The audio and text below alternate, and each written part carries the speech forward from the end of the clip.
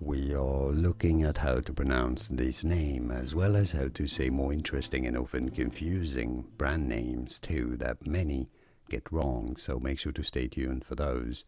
How do you say it? Well, there is an original German pronunciation because yes, this is, yes, you might be surprised, a German brand. Originally, in German, it is pronounced as Haribo, Haribo.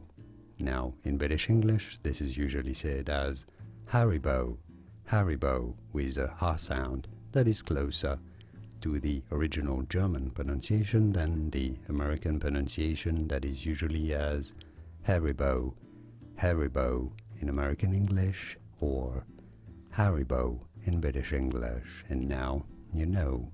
Here are more videos on how to pronounce more interesting brand names whose pronunciations aren't obvious, and let me tell you, many get them wrong. You won't after watching those. I'll see you there to learn more. Thanks for watching.